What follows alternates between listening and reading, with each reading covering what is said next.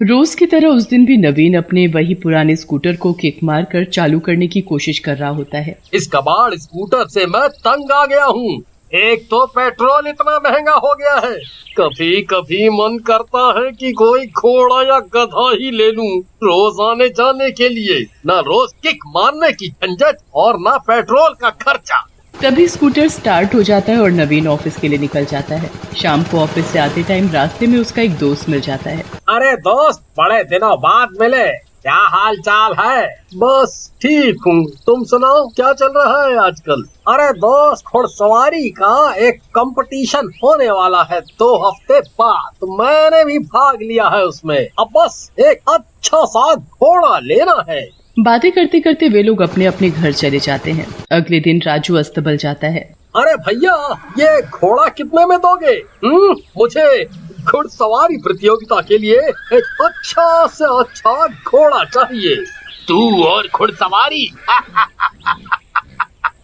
शक्ल देखी है तूने अपनी, तेरी इतनी औकात नहीं जो तू इन नायाब घोड़े की कीमत दे सके, समझा? अरे भैया, इसमें कैसी औकात? मुझे घुड़सवारी पसंद है, मैं कर सकता हूँ। चल चल, गधे जैसी शक्ल वाले गधे पर सवारी कर। कहकर अस्तबल वाला राजू को धक्का मारकर अस्तबल से बाहर निकाल देता है।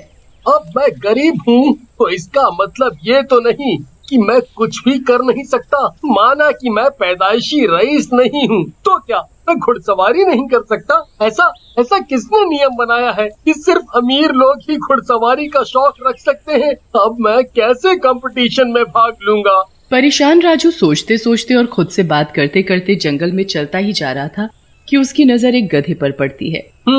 क्यों ना मैं इस गधे पर ही प्रतियोगिता में भाग ले लूं? आखिर गधे और घोड़े में फर्क ही क्या है? दोनों के ही 4 पैर, 2 कान और 1 पूंछ होती है। आखिर भाई भाई ही तो है गधे और घोड़े। और कितना अलग होगा कि सब घोड़े पर और मैं गधे पर। सबका ध्यान मुझ पे ही जाएगा। हाँ, ये सही रहेगा। अब तो बस मेरे ही नाम की चर्चा होगी हर जगह। बस फिर क्या था, राजू अपनी तरकीब को अंजाम देने के लिए उस गधे को अपने घर ले जाता है, उसे खिलाता पिलाता है, देख रेख करता है। अब वो दिन आ ही गया जब सब अपने घोड़े के साथ तैयार खड़े थे प्रतियोगिता के लिए। राजू अपने गधे पर बैठकर आता है। वहाँ खड़े सब लोग ये नजारा देखकर जोर जोर से ठहाके मारकर हंसने लगते हैं। अरे अरे, ऐसे देखो, घोड़े पर कथा सुना था पर गधे पर कथा पहली बार देखो। माना कि प्रतियोगिता में भाग लेना जरूरी था। प्राइज में मेडल के साथ साथ पैसे भी मिलेंगे, पर पैसों के लालच में अपना ही मजाक बनवा लो। ये कहाँ की समझदारी है? अरे भाई, आज इसने साबित कर ही दिया कि गधों की कमी नहीं है संसार में। हाँ तो क्या हो गया? अगर मैं गधे पर आया हूँ तो मुझे घोड़ा नहीं मिला कहीं, और मेरे लिए बहुत जरूरी था भाग लेना। प्रतियोगिता शुरू होती है। जैसे ही सीटी की आवाज के साथ हरा झंडा फहराया जाता है, सब लोग अपने अपने घोड़े की लगाम कसते हैं और रेस शुरू होती है। राजू भी अपने गधे पर हाथ फेरता है आगे बढ़ने के लिए, पर गधा वहीं ढेंचू ढेंचू करने लगता है। वही, ये देखो नया नया नमूना घोड़े के बीच गधा। बड़े शौक से आया था गधे पर सवारी करने, पर बड़ी गधे ने तो शुरू होते ही जवाब दे दिया। लोगों की ताने और गधे की हरकत देखकर राजू बहुत दुखी होता है और बीच प्रतियोगिता में से ही वापस आ जाता है और कुएं के पास जाकर बैठ जाता है।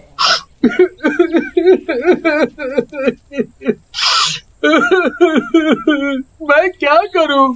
अगर मेरे पास घोड़ा खरीदने के पैसे नहीं है तो मैंने इतनी मेहनत से एक हल निकाला था, पर कोई फायदा नहीं हुआ। ऊपर से मेरा ही मजाक बन गया। अब मैं और ताने नहीं सह सकता। गधे को वहीं किनारे पर छोड़कर राजू कुएं में छलांग मार देता है और मर जाता है। वो गधा ये सब देखकर जोर से धेंचू धेंचू करने लगता है। गधा दौड़े दौड़े यहाँ वहाँ भागने लगता है, पर कोई मदद नहीं कर पाता। हार कर वो आंखों में आंसू लिए वहीं कुएं के किनारे बैठ जाता है। फिर आधी रात को तेज तेज हवाएं चलने लगती हैं, मानो मौत का तूफान आ रहा हो। तभी कुएं से अचानक जोर जोर से डरावनी हंसी की आवाजें आने लगती हैं। मुझे रोकना मुश्किल ही नहीं, नामुमकिन है। कहते हुए एक भूत कुएं से उड़ता हुआ बाहर निकलता है और उसी गधे पर बैठकर जंगल की तरफ जाने लगता है। मुझे पता है तुम क्या पूछ रहे हो, और मैं ये भी जानता हूँ ये तुम ही थे जिसे मेरे दुख का अंदाजा था। अब देखो मैं क्या करता हूँ। भूत गधे पर पूरी रात गांव में चक्कर काटता है। एक घर की खिड़की खुली होती है। अरे, ये इतनी रात गए गधे पर कौन घूम रहा है? अंधेरे की वजह से चेहरा ठीक से नहीं दिख रहा। अजी, जरा देखिए तो, कहीं ये बुर्बक राजू तो नहीं जिसके बारे में पूरा गांव बातें कर रहा था? वो गधे पर रेस लगाने वाला? हाँ हाँ वही, वरना इस टाइम और कौन गधे पर फेरी मारेगा। कहकर सांवरी और उसका पति रौनक जोर जोर से हंसने लगते हैं। रुको, इससे जरा मजे लेके आता हूँ। रौनक आव देखता है न ताव, बिना सोचे समझे बाहर आकर गधे वाले को आवाज देने लगता है। ओ गधे की औलाद, उस दिन की बेइज्जती कम पड़ गई क्या? तो आधी रात में फिर से गधे पर घूम रहा है? इतना सुनते ही गधे पर बैठा भूत मुड़ता है, जिसे देखकर रौनक की आंखें फटी की फटी रह जाती हैं। क्या बोला बे? बेइज्जती? इज्जत तो तेरी जाएगी अब।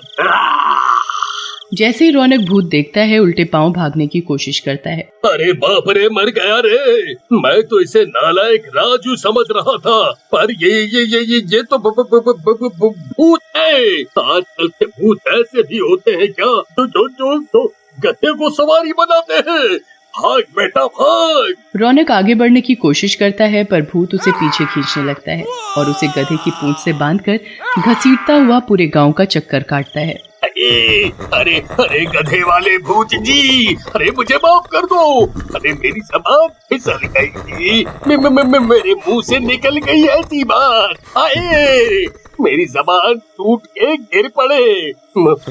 मुझे छोड़ दो, माफ कर दो, मुझे माफ कर दो भूत जी। लाख माफी के बाद भूत रौनक को उसके घर के आगे फेंक कर वापस जंगल में चला जाता है। अजी, आप राजू को मजा चखाने गए थे और खुद धूल चाट कर आ रहे हैं। सांवरी को अपनी हालत पर हंसता देख रौनक की आते पीते निकलने लगती हैं। वो सांवरी को जोर का थप्पड़ मारता है। अरे, मैं यहाँ बेगानी शादी में अब्दुल्ला बन गया और तू खड़ी खड़ी दांत दिखा रही है। तेरी तो मैं जैसे ही रौनक सांवरी को एक और थप्पड़ जड़ने के लिए आगे बढ़ता है, सांवरी चिल्लाती हुई अंदर भाग जाती है। रौनक के साथ हुई घटना पूरे गांव में फैल जाती है। अक्सर ही लोग भूत को गधे पर आता जाता देखते हैं रातों को, पर किसी में इतनी हिम्मत नहीं थी जो जाकर मामला पता कर सके।